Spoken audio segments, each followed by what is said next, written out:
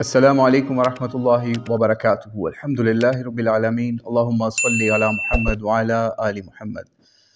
सीरतुन नबी सल्लल्लाहु अलैहि वसल्लम की क्लास नंबर 4 के साथ आज आपके सामने हाजिर हैं।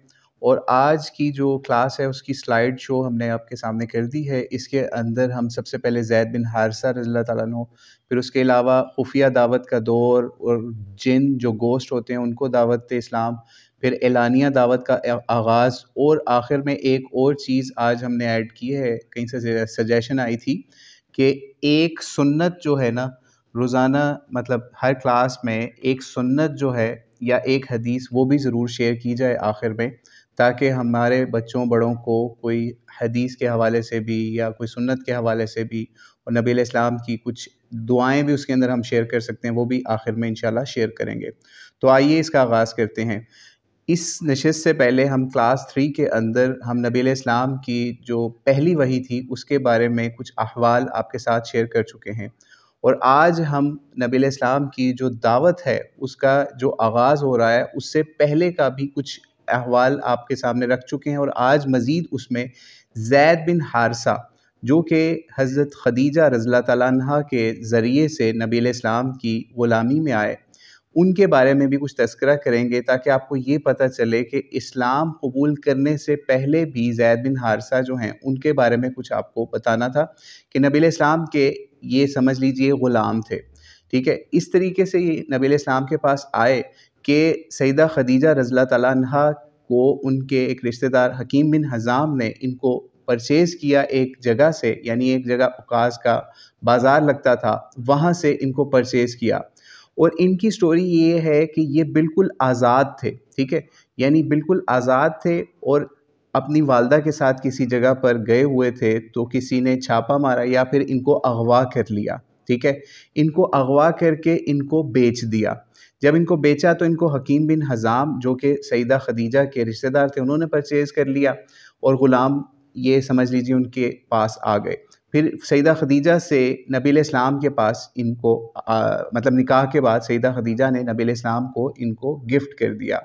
तो जब ज़ैद बिन हारिसा नबी अलैहिस्सलाम के पास आए, और ये इस वक्त अभी ऐलान नबूवत नहीं हुआ, ठीक है, पहली वही भी नहीं आई, क्योंकि ये एक ऐसा किरदार था जो कि हम पिछली नशिस्त के अंदर समझ लीजिए मिस कर चुके थे। तो हमने सोचा कि इनकी लाइफ का भी कुछ बता दें, क्योंकि नबी अलैहिस्सलाम के पास ये इस्लाम कबूल करने से पहले इस तरीके से ग़ुलामी में आए, और ग़ुलामी की ज़िंदगी ऐसी इन्होंने एक्सेप्ट की कि नबी अलैहिस्सलाम के सामने इन्होंने अपने वालिदैन तक को ठुकरा दिया। हुआ ये कि जब ये नबी अलैहिस्सलाम की ग़ुलामी में थे तो इनके जो वालिदैन थे या इनके वालिद थे वो बहुत रोते थे और इनको ढूंढते फिरते थे कि कहाँ गया हमारा ये बच्चा ज़ैद बिन हारिसा।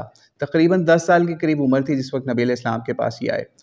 तो हुआ ये कि ढूँढते-ढूँढते उनके किसी रिश्तेदार ने बताया कि वो तो इस तरीके से मक्के में हैं और नबी अलैहिस्सलाम के पास हैं और उनके ग़ुलाम हैं वो, ठीक है। तो नबी अलैहिस्सलाम के पास उन्होंने अपना वफ़द भेजा पहले और पता किया, कन्फ़र्म कर लिया कि वाक़ई ये हमारा ही बच्चा है। तो पता चला ये वही ज़ैद बिन हारिसा हैं जो नबी अलैहिस्सलाम की खिदमतगुज़ारी में, ग़ुलामी में है।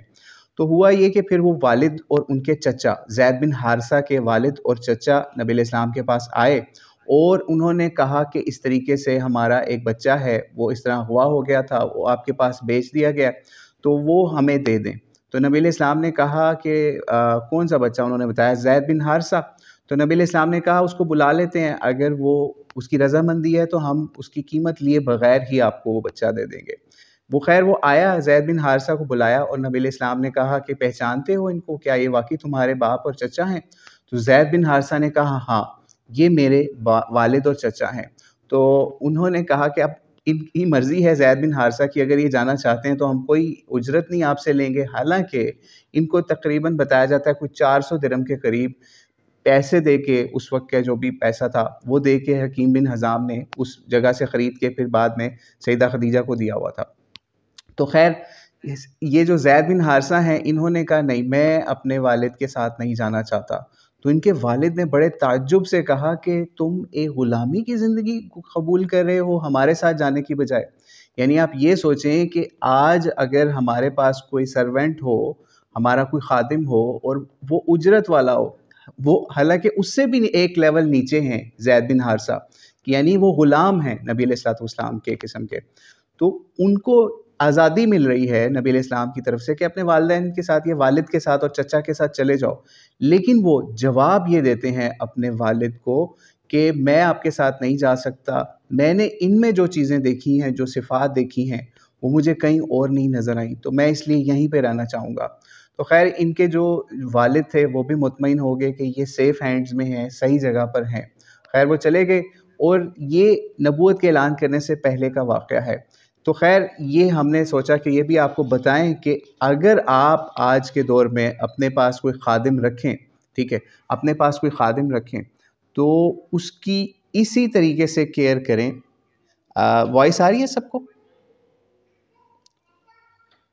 ठीक है, ठीक आ रही है वॉइस, ओके।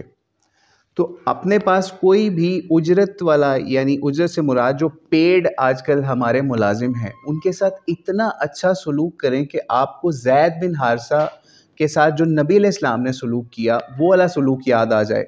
यानी सीरत मुबारका से अगर आपने ये वाला इखलाक सीख लिया, अपने घर के नौकरों के लिए भी, अपने घर के खादमों के लिए भी, खादमाओं के लिए भी, या फिर जो आपके घर में नौकरानियाँ या मेड्स आती हैं, उनके साथ भी आपने वही सलूक किया जो लोग अपने बच्चों के साथ करते हैं, जैसे नबी अलैहिस्सलाम ने ज़ैद बिन हारिसा के साथ किया। तो फिर ही आप असल में सीरत नबवी सल्लल्लाहु अलैहि वसल्लम से कुछ सीखने वाले बनेंगे कि आज आप अपने मुलाज़मों के साथ वही सलूक करें। तो बहरहाल जब ये वाक़या होता है तो नबी अलैहिस्सलाम को भी ज़ैद बिन हारिसा से बहुत ज़्यादा मज़ीद मोहब्बत हो जाती है, और उस वक़्त के उसूल के मुताबिक नबी अलैहिस्सलाम ज़ैद बिन हारिसा को लेके खाने काबा की तरफ जाते हैं और ऐलान कर देते हैं कि ये आज से मेरा मुँह बोला बेटा है। यानी कुफ़ार के कल्चर के अंदर भी उस वक़्त मुँह बोले बेटे का भी रिवाज होता था। तो नबी अलैहिस्सलाम ने कहा आज से ये ज़ैद बिन हारिसा की बजाय ज़ैद बिन मोहम्मद होगा, और बहुत अरसा तक इनको ज़ैद बिन मोहम्मद ही कह के लोग पुकारते रहे। बहरहाल इनके वालिदैन से भी इनका ताल्लुक बाद में भी रहा, यानी वालिद से, चचा से जो भी लोग मिलने आते थे वो इनसे मिल सकते थे। लेकिन जिस वक़्त कुरान पाक के अंदर वो वाली आयत नाज़िल होगी सूरह अनफ़ाल के अंदर या और जगहों पे कि अब मुँह बोले बेटों की कोई हैसियत नहीं इस्लाम में, तो फिर इनको ज़ैद बिन हारिसा दोबारा से पुकारा जाने लगा।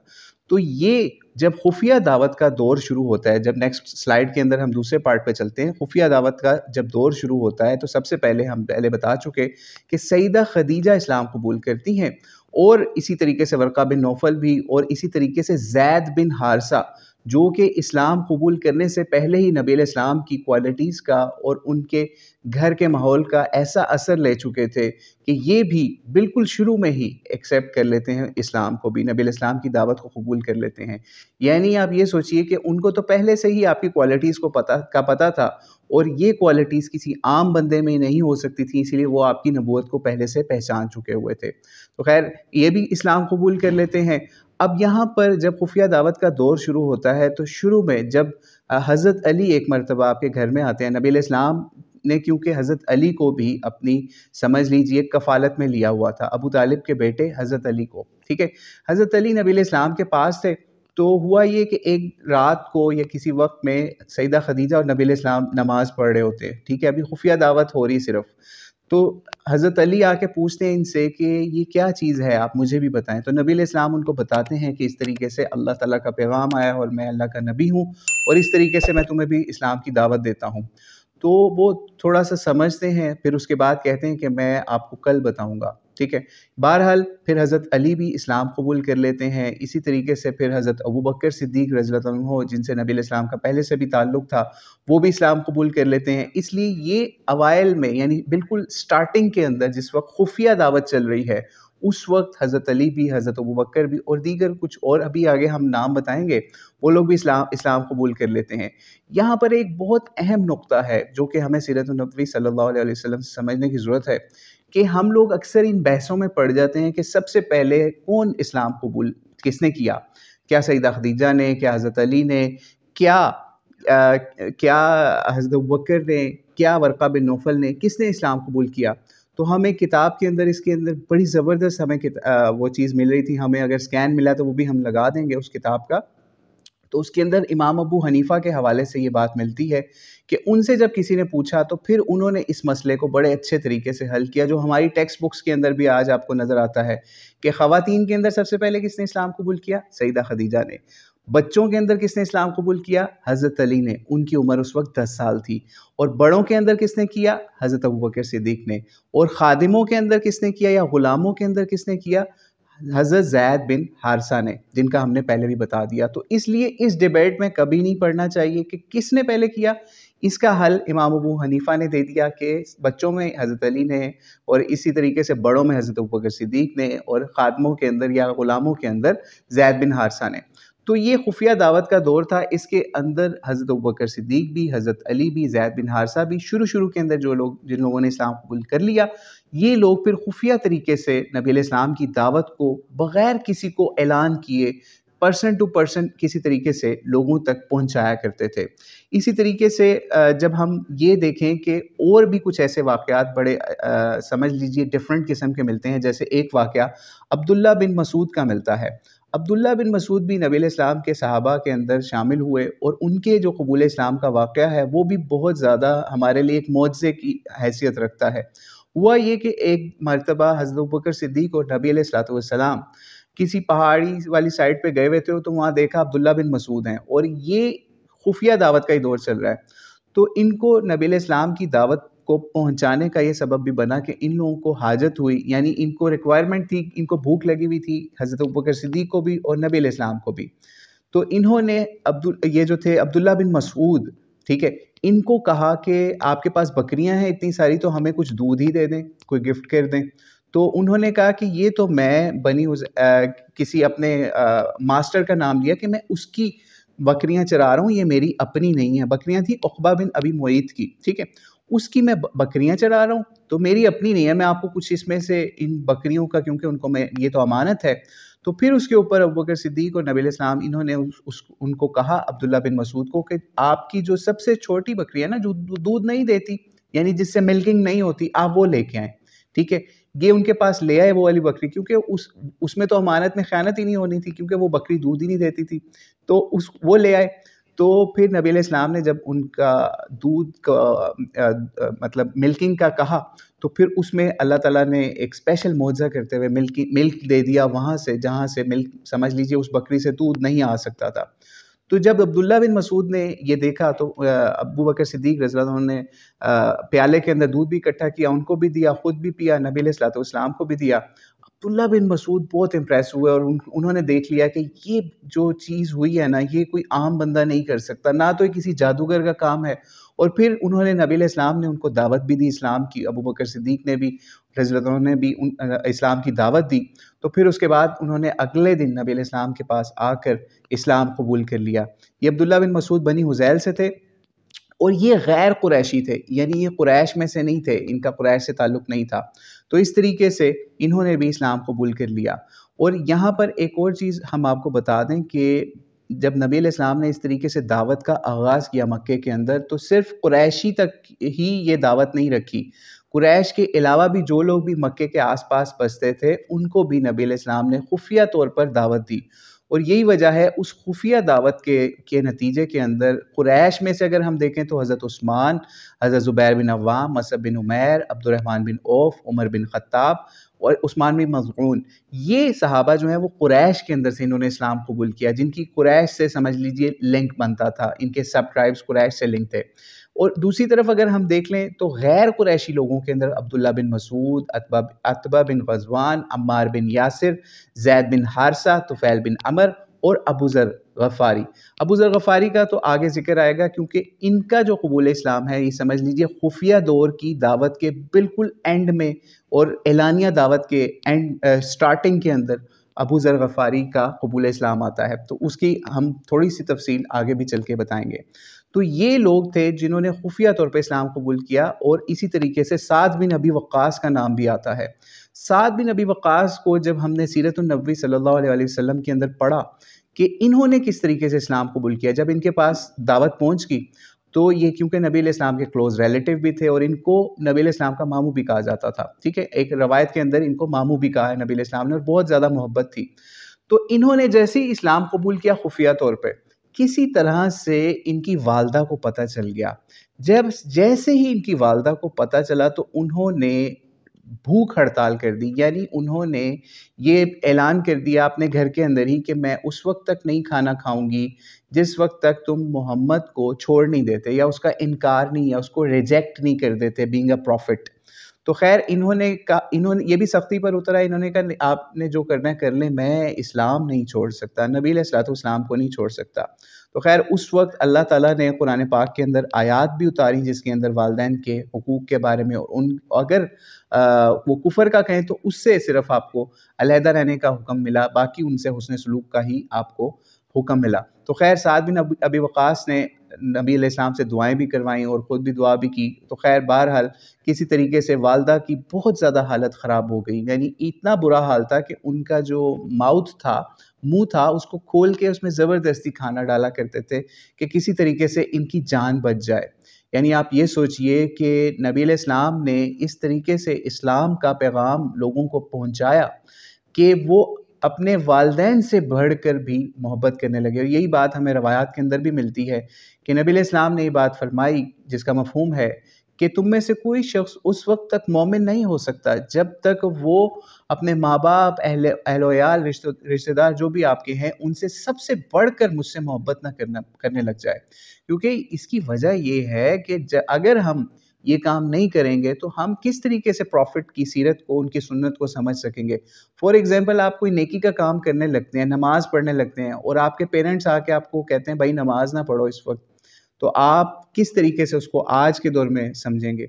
आप तो ये समझेंगे ना कि इस्लाम के ख़िलाफ़ हमें बात कर रहे हैं, अल्लाह के, क्योंकि सबसे सुपीरियर तो अल्लाह की ज़ात है ना, हमें अल्लाह के आगे झुकने का ऑर्डर है। और अगर आपके पेरेंट्स ही आपको इससे मना करने लग जाएँ तो फिर हमें पेरेंट्स की नहीं माननी, लेकिन उनके साथ बदसलूकी का हमें बिल्कुल भी हुक्म नहीं है। आपने उनकी उनकी चाहे आपके पेरेंट्स नॉन मुस्लिम भी हों, जैसे मर्ज़ी बुरे हों, यानी आपके नज़दीक जितने मर्ज़ी बुरे हों, लेकिन आपने उन्हें दावत भी देनी है तो इखलाक के साथ देनी है, प्यार से देनी है, ठीक है? फिर भी उनके लिए आपने दुआएँ करनी है कि या अल्लाह इनको भी हिदायत दे दे ताकि मेरे लिए भी दीन का रास्ता आसान हो जाए। तो खैर साद बिन अबी वक़ास जो हैं, इनकी भी लाइफ़ का थोड़ा-सा यहाँ पे इसीलिए ज़िक्र किया कि थोड़ा-सा आपको ये भी पता चले कि नबी अलैहिस्सलाम ने फिर इनको वालिदा के हवाले से भी नसीहतें की, जो आयात नाज़िल हुई कुरान पाक के अंदर सूरह लुक़मान की आयत नंबर 15 और अनकबूत के अंदर आयत नंबर 8, ये आयात जो हैं वो इन्हीं की शान में समझ लीजिए साद बिन अबी वक़ास के हवाले से, उनके वालिदा के हवाले से ही नाज़िल हुई, और उसकी वजह से हम लोगों के लिए भी ये चीज़ सामने आई जो हमने आपके सामने बयान कर दी कि हमें नबी अलैहिस्सलाम की सीरत से ये चीज़ समझने की ज़रूरत है कि हमें वालिदैन के साथ हुस्न सलूक करना है। अच्छा, आवाज़ अभी ठीक आ रही है? कुछ कट तो नहीं रही? ठीक हो गया, ठीक हो गया। ओके, ठीक है। ये हम अभी दूसरा पॉइंट ज़ैद बिन हारिसा के बाद खुफिया दावत का दौर था, इसके ऊपर बात कर रहे थे, और इसमें मज़ीद हम आगे चलते हैं। अभी हमने साद बिन अबी वक़ास की भी बात कर ली, और इसी तरीके से जब हम देखते हैं कि जिन्नों का इस्लाम की जब हम बात करते हैं, इसके अंदर एक पॉइंट होगा खुफिया दावत का दौर और जिन और दावत।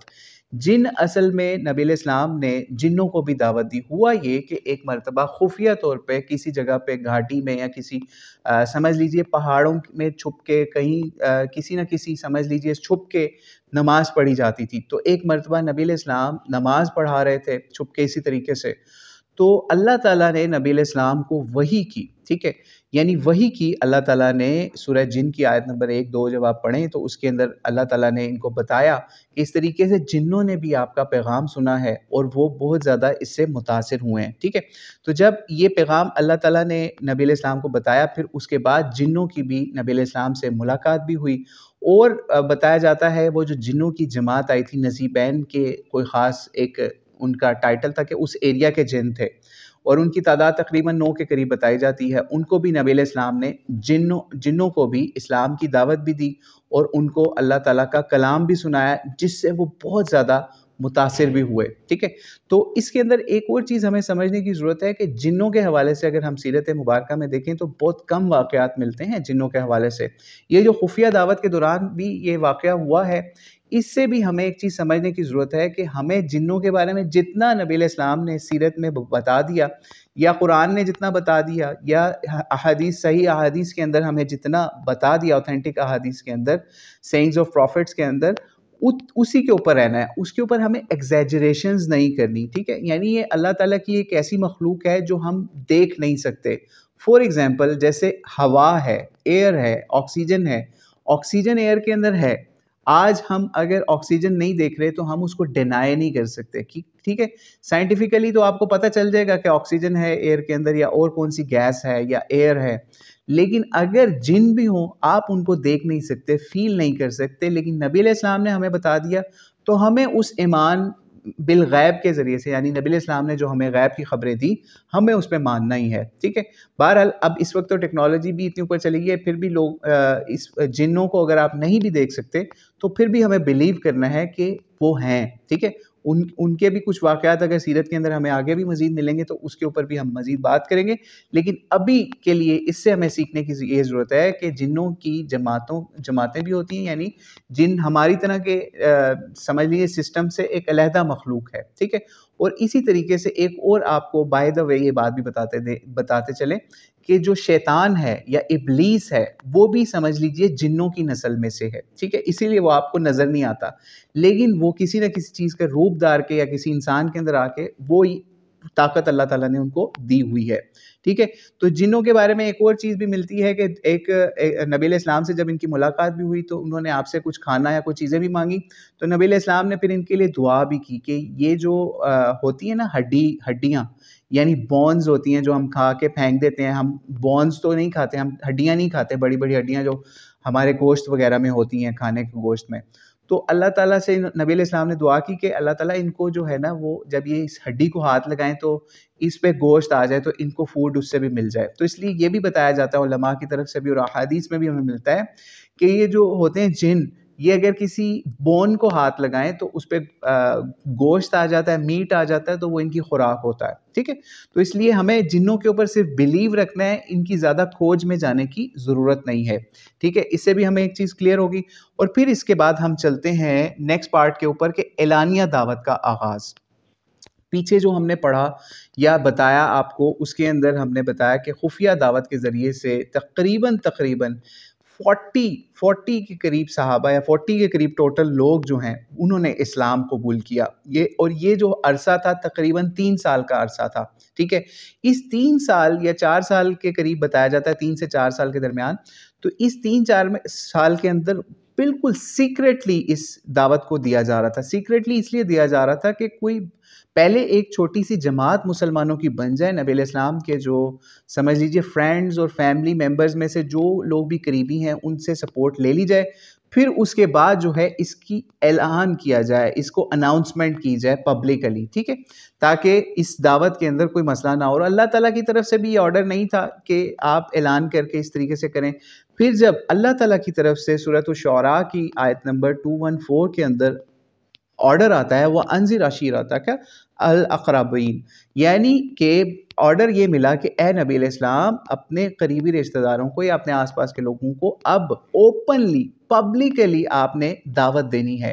जैसे ही ये आयत आती है और नबी अलैहिस्सलाम को ऑर्डर मिलता है अल्लाह ताला की तरफ से कि अब आपने सबको गैदर करके पब्लिकली अनाउंस करना है, तो फिर नबी अलैहिस्सलाम चढ़ते हैं कोहे सफ़ा के ऊपर, यानी सफ़ा की पहाड़ी के ऊपर, वहाँ पर चढ़ते हैं। और दरअसल वहाँ पे ये दस्तूर भी था, आपको बाय द वे ये भी बताते चलें कि दरअसल मक्के के अंदर ये दस्तूर भी था कि जब भी कोई किसी ने बिज़नेस के हवाले से या फिर अनाउंसमेंट या न्यूज़ या कोई भी बड़ी खबर देनी होती थी, तो वो किसी पहाड़ी के ऊपर चढ़ के या एक ख़ास जगह पे जाके आवाज़ें लगाता था और आसपास के जो भी बाज़ार से, घरों से जो भी करीबी लोग थे वो आ जाते थे और वहाँ जमा हो जाते थे। फिर वो अपनी बिज़नेस के हवाले से या न्यूज़ के हवाले से वो सब चीज़ें अनाउंसमेंट देता था। तो ये होता था। तो नबी अलैहिस्सलाम ने क्या किया कि कोहे सफ़ा के ऊपर, सफ़ा की पहाड़ी के ऊपर वो चढ़े और वहाँ पर अनाउंस किया और कबीलों के, बड़े-बड़े कबीलों के, कुरैश के सरदारों के उनके नाम ले के उनको बुलाया। जब लोग सारे इकट्ठे होना शुरू हो गए वहाँ पे, यानी समझ लीजिए काफ़ी लोग वहाँ इकट्ठे हो गए, सारे बड़े-बड़े कबाइल के भी नाम लिए नबी अलैहिस्सलाम ने, उनको ऊँची-ऊँची आवाज़ में पुकारा। होता ये था कि जब कोई बात सुनता था या तो खुद आ जाता था या अपने किसी नुमाइंदे को भेज देता था कि हमें बहुत बेनिफिट मिलेगा अगर वहाँ पे कोई बड़ी न्यूज़ होगी, ठीक है। तो नबी अलैहिस्सलाम ने जब इस तरीके से सबको पुकारा, दावत दी, और जैसे ही सब लोग इकट्ठे हो गए वहाँ पे, नबी अलैहिस्सलाम की फैमिली से भी लोग थे, फैमिली के अलावा भी लोग थे और सरदार इकट्ठे हुए, तो उस वक्त नबी अलैहिस्सलाम ने इस्लाम की दावत रखी और उनको अल्लाह ताला के पैगाम से रोशनास कराया, यानी उनको अनाउंस किया कि मैं अल्लाह ताला का नबी हूँ, इस तरीके से मैं तुम लोगों को अल्लाह से डराता हूँ। ठीक है, ये जो हमने डराने की बात है ना, यानी नबी अलैहिस्सलाम को नज़ीर और बशीर दोनों बना के भेजा गया, यानी डर और बिशारत सुनाने वाला दोनों। तो यहाँ पे अल्लाह ताला के नबी सल्लल्लाहु अलैहि वसल्लम ने लोगों को डराया भी और उनको बताया भी, इस्लाम का पैगाम भी दिया। जब लोगों ने पैगाम सुना तो उससे पहले एक चीज़ जो हमने मिस कर दी वो आपको बताते चलें कि ये पैगाम या दावत देने से पहले नबी अलैहिस्सलाम ने कुफार मक्का को कहा कि अगर मैं तुम लोगों को ये बात कहूँ कि पहाड़ के पीछे से या कहीं से कोई लश्कर या घुड़सवार इस वक्त तुम पे अटैक करने लगे हैं, तो क्या तुम मेरी बात मान लोगे? तो सब लोगों ने कहा बिल्कुल, हम क्यों नहीं मानेंगे, आज से पहले तो आपने कभी कोई झूठ नहीं बोला, हमारे साथ कोई ऐसा धोखा नहीं किया, तो हम क्यों नहीं मानेंगे?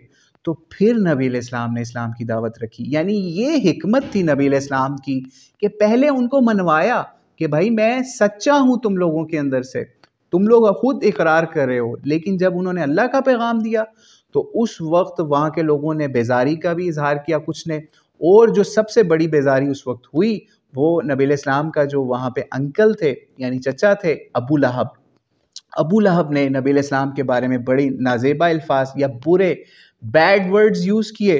तो अल्लाह ताला को वो इतना बुरा लगा कि अबू लहब ने नबी अलैहिस्सलाम की गुस्ताखी की या उनके बारे में बैड वर्ड्स यूज़ किए, तो अल्लाह ताला ने फौरी तब्बत यदा अबी लहब व तब ये आयत उतारी और उसके अंदर फिर अल्लाह ताला ने ये चीज़ बता दी कि इसका इंजाम कितना बुरा होगा, क्योंकि इसने नबी अलैहिस्सलाम की दावत को इस तरीके से ओपनली रिजेक्ट किया और था भी ये करीबी, क्योंकि ठीक है यानी नबी अलैहिस्सलाम के चचा में से था।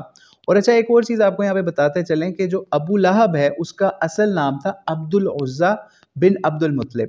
ठीक है, ये भी चीज़ ज़हन में रखें कि इनकी कुनियतों के ऊपर इनके नाम हुआ करते थे अक्सर। ठीक है, तो ये अबू लहब का नाम अब्दुल उज़्ज़ा था, उज़्ज़ा एक इनका बुत था या बड़ा था, उसके नाम के ऊपर इन्होंने रखा हुआ था इनका नाम। तो खैर नबी अलैहिस्सलाम ने फिर अपनी दावत को अब यहाँ से अलल ऐलान यानी कि अनाउंस करके कि मैं अल्लाह का नबी हूँ, और यहाँ से फिर ऐलान करके दावत को आगे शुरू कर दिया। तो इसकी वजह से फिर इस्लाम की दावत मज़ीद दूर दूर तक फैलना शुरू हो गई। जब हम ये जो एलानिया दावत है इसका आगाज़ होता है तो इसके अंदर भी बड़ी हिकमत के साथ मक्के के अंदर दावत दी जा रही थी, यानी जब बाहर से भी वफ़द आते थे उनको भी बड़ी समझ लीजिए बड़ी हिकमत के साथ दीन की दावत दी जाती थी। तो जिस वक्त ये एलानिया दावत शुरू हो रही थी तो उसके बाद इसी तरीके से अबू ज़र गफ़ारी, ठीक है, अबू ज़र गफ़ारी जो हैं वो भी मक्के में आते हैं, उन तक भी ये बात पहुंचती है कि इस तरीके से मक्के के अंदर अल्लाह के नबी आ गए हैं।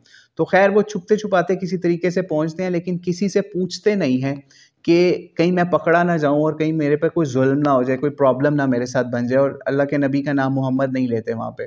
तो खाने काबे के इर्द गिर्द तलाश कर रहे होते हैं तो हज़रत अली इनको देख लेते हैं। ठीक है, हज़रत अली की जब इन पे नज़र पड़ती है तो उनको आइडिया हो जाता है कि ये बंदा किसी चीज़ की तलाश में है। तो हज़रत अली फिर इनको अपने घर ले आते हैं और इनसे पूछते हैं कि किससे मिलना है। खैर शुरू में तो नहीं बताते, लेकिन तरीके से फिर हज़रत अली को अबू ज़र गफ़ारी बताते हैं कि इस तरीके से मैं मिलने आया हूँ नबी अलैहिस्सलाम से। तो हज़रत अली भी इनको दावत इस्लाम देते हैं और इसी तरीके से दावत इस्लाम देते हैं हज़रत अली, और फिर नबी अलैहिस्सलाम से भी मुलाकात करवाते हैं, और फिर हज़रत अबू ज़र गफ़ारी भी इस्लाम की दावत को कबूल कर लेते हैं और कलमा शहादत पढ़ के मुसलमान हो जाते हैं। जब नबी अलैहिस्सलाम इनको इस तरीके से दावत देते हैं, क्योंकि मदीने वाली साइड से आए होते हैं, ठीक है, गफ़ार कबीले से इनका ताल्लुक़ होता है अबू ज़र, तो ये क्या करते हैं कि ये कहते हैं कि अब मैं इस दावत को छुपाऊँगा नहीं, यानी ये एलानिया दावत का एक और स्टेप आगे जा रहा है। तो अबू ज़र गफ़ारी भी उन लोगों में शामिल हैं जिनको इस्लाम के लिए शुरू में ही मारें पड़ी, यानी मार पड़ी इनको शुरू में ही। तो हुआ ये कि इन्होंने क्या किया, ये जब नबी अलैहिस्सलाम से दावत लेके इस्लाम की निकले तो इन्होंने अपने इस्लाम का ऐलान जो है, ये बहुत ईमान वाले सहाबी थे, आगे भी अगर इनका सीरत में कुछ वाक़यात आए तो वो भी आपको बताएंगे। ईमान वाले भी थे और बहुत समझ लें सादा और दरवेशों वाली ज़िंदगी गुजारा करते थे, ठीक है।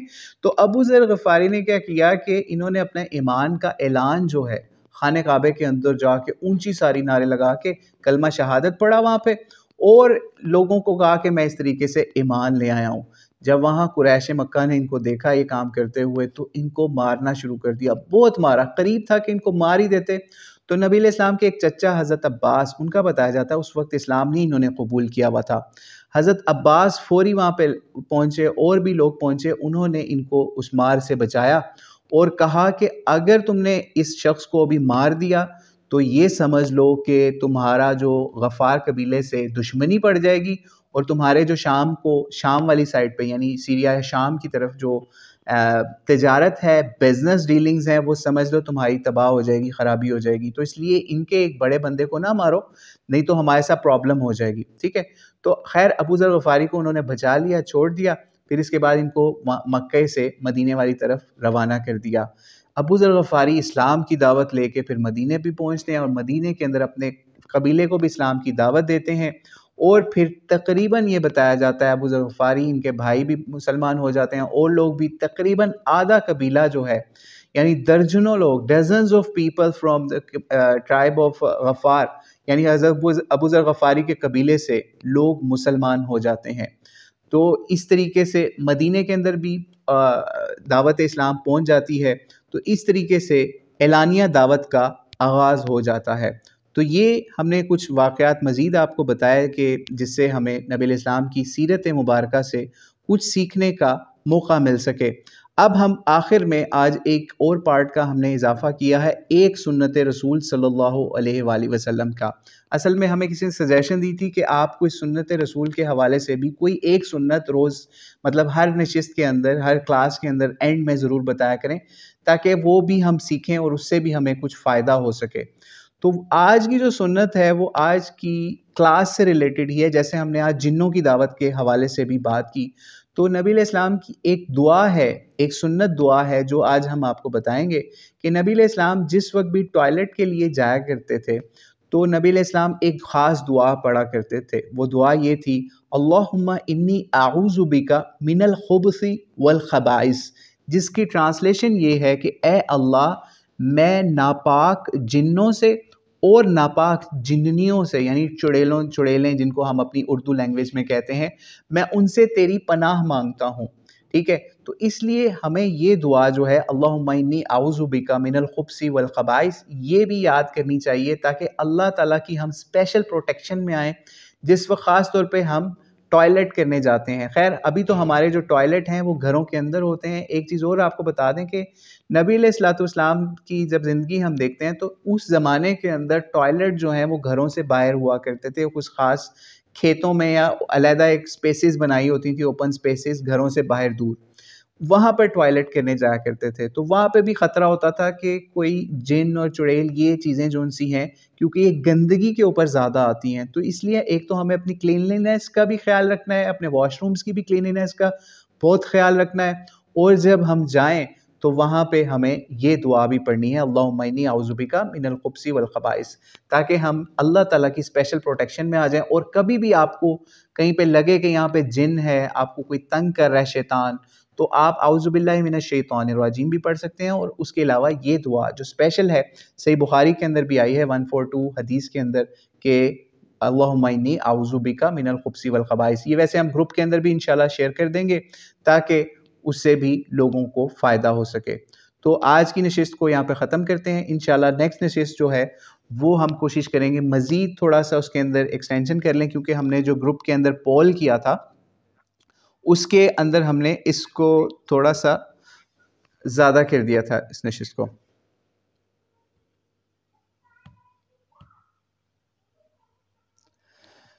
ठीक है, आप आवाज़ आ रही है ना आपको भी? ठीक हो गया। और अगर किसी को कोई क्वेश्चन हो तो आप टाइप करके लिख के भेज सकते हैं, फिर हम इंशाल्लाह इस नशिस्त को ख़त्म करते हैं।